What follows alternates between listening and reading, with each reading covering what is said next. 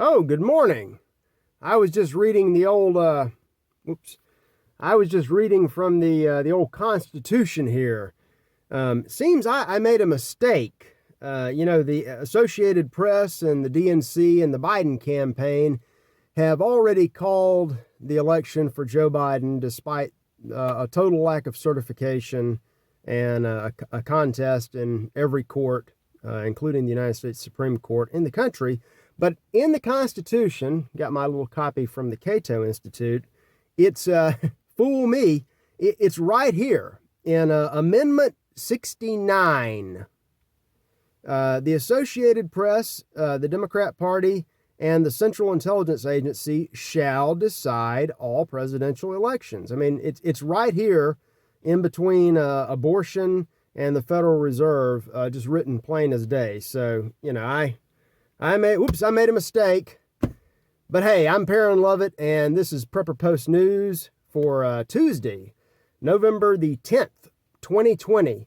November 10th is now springtime because the outside, the birds are chirping, the azaleas are blooming, and the Masters tournament starts Thursday.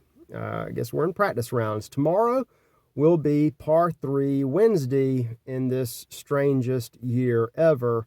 Don't worry, you won't be there because, as with all other sports, no fans in the stands this year. But you may have your hat.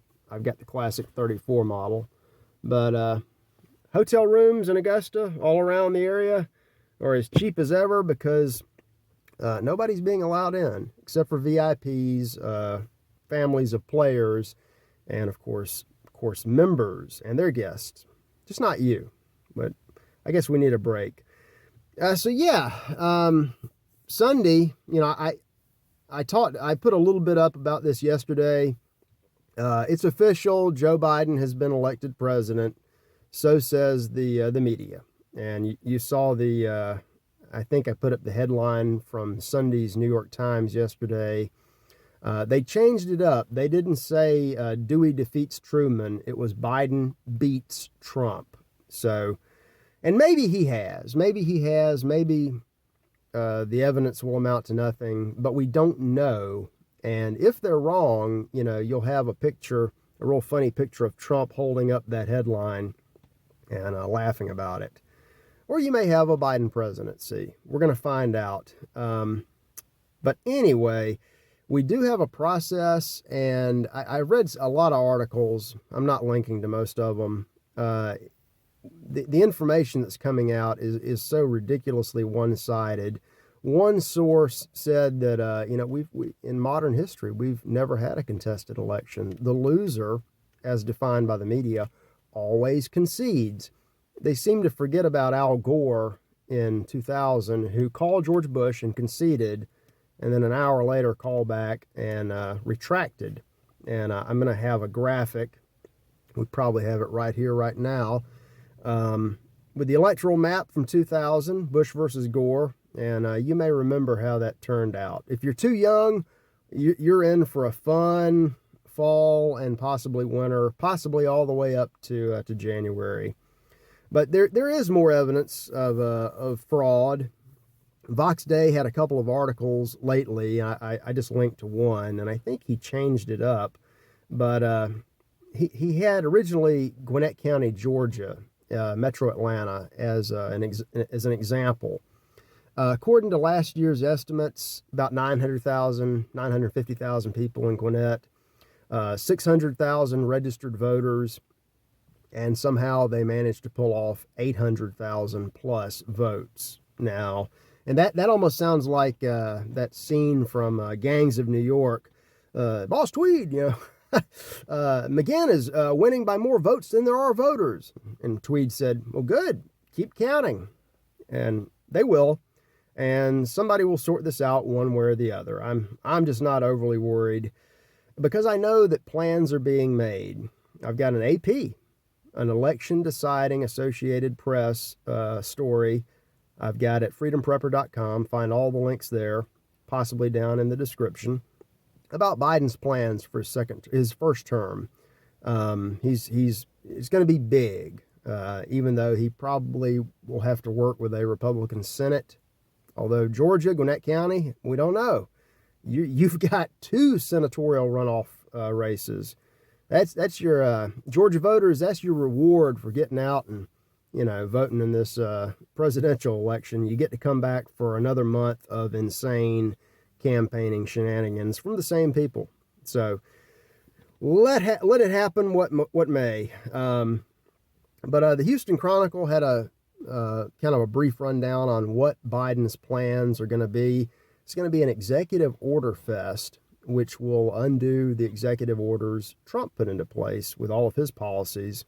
I think some of the ones that they mention will be reinstituting the Dreamer program, which I thought John Roberts in the Supreme Court said that one president could no longer undo the executive orders of another president. But I guess we've got to see what the media says about that. They'll tell us for sure. But he's also going to get us back in the communism, the climate change accords, total fantasy that, it's only designed to extort money and freedom from Western nations. We're going back in that. Not that the Senate will ratify it. We're just going to have our name on a useless piece of paper. And we're also going to lift some of the immigration bans. Big, exciting changes. I've got more to say, however this election works out, and we don't know. But we already know something about the current situation in the country and the fracturing, and it looks permanent, and where that's going to take us. But we'll get to that. We've got plenty of time. There's honestly, people are losing sleep over this. Don't. It's life will go on and things will be fine, especially if you are all prepared. Now, world leaders are preparing. They're preparing for a Biden presidency. I've got the Washington Post via Microsoft News, more big tech. I got a link. World leaders are celebrating a Biden-Harris win, and they're looking forward to the end of American isolationism, which I guess means they want us to pay even more bills, and we'll find out if that is in fact the case. Or these people may be eating crow. Season it up nicely. It won't taste that bad if in fact it's a Trump win. And I'll note that Trump does not seem all that concerned, which might mean that he knows he's going to win eventually, or he just doesn't care. If I were president, I would want to get out as fast as possible. I would be thanking the voters, congratulating Biden, and then, of course, I would never run in the first place. But not so fast. Politico had a story. This was in the hopper. I think I even had this last week.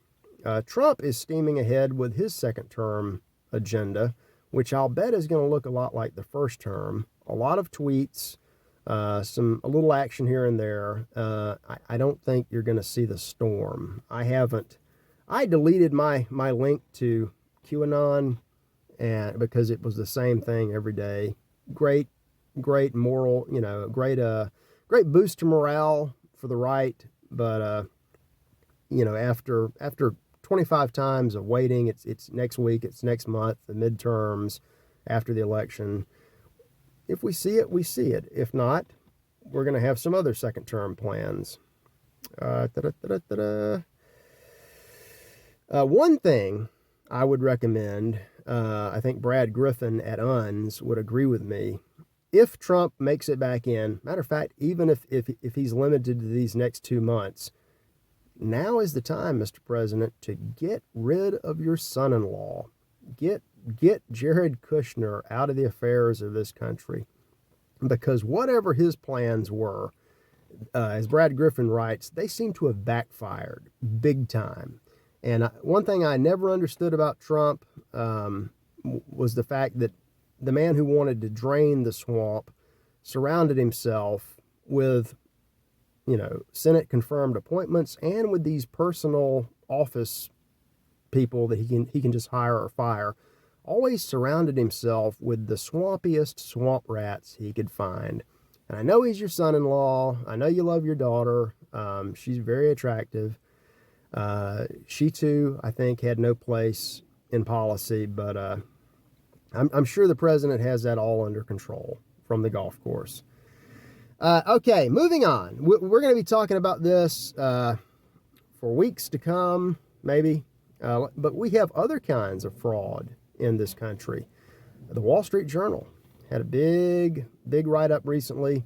You're never going to believe this.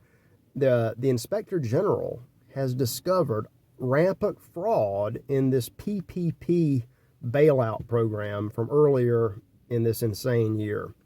I mean, who could have thought that if you quickly cobble together trillions of dollars in giveaways for small businesses, meaning anybody that can grab it, that people are going to abuse that? I mean, I could have told them that. Oh, I did tell them that, but nobody listened. And there may be more giveaways. And these don't necessarily go to small businesses. I mean, small is a relative term. You can have 40 outlets in your chain and 1,000 employees, and you're still a small business, depending on how they define it. And you don't have to use the money to pay people, or it's a mess. I have a really good friend who is a legitimate small business owner, very hardworking. It's him and about 4 employees, and they have $1 million operation.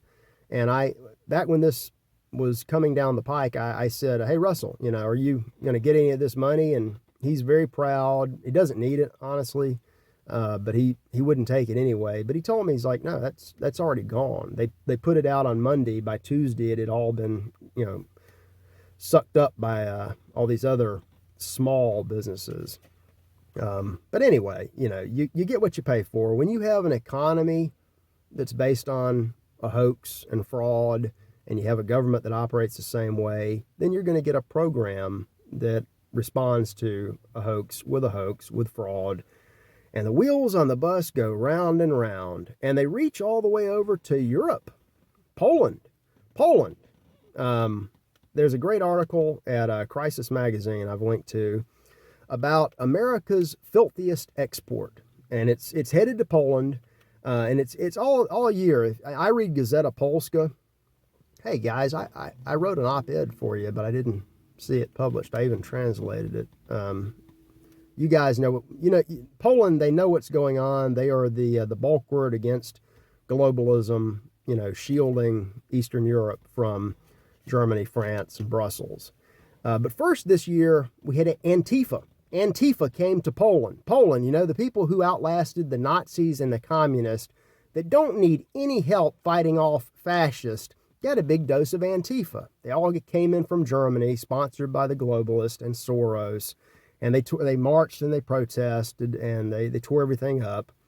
Then you had BLM, Black Lives Matter, in Poland, where I think there are like 3 black people, and they all work for Western companies that have offices in Warsaw.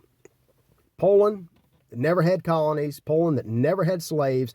Their only involvement with Black Lives was sending some mercenaries down to Haiti to help overthrow the French 200 years ago. And the Haitians have never forgotten that. They made all those Poles honorary citizens. Some of them are still there today.